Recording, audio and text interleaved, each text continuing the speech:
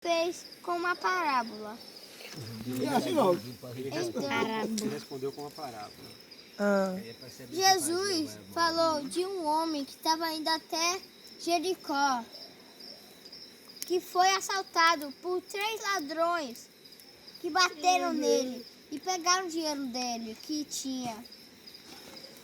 E aí ficou parado, todo ferido, cheio de marcas, no chão lagado. Então um sacerdote apareceu, que era de Jerusalém. Porém ele viu o corpo. E porém ele disse: eu não sei de quem ele é. Eu não sei se ele é de Jericó ou de samaritanos. Ou será de Jerusalém? Então ele viu: eu não vou nem olhar para ele. Então ele foi. Aí um levita apareceu. Eles estavam andando até Jericó para ajudar os outros.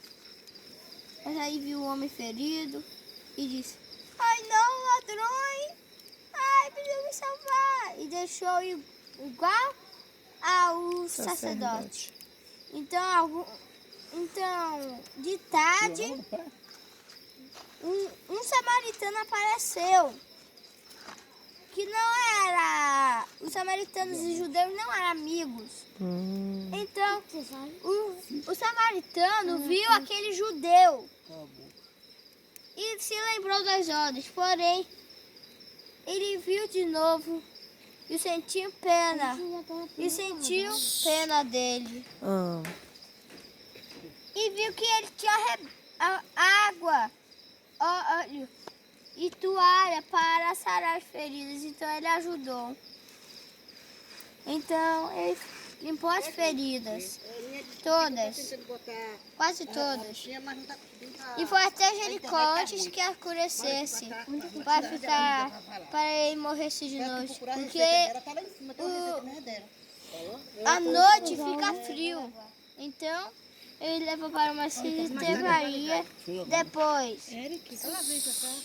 Depois, o samaritano pagou para viesse trazer comida e depois levasse ele para casa.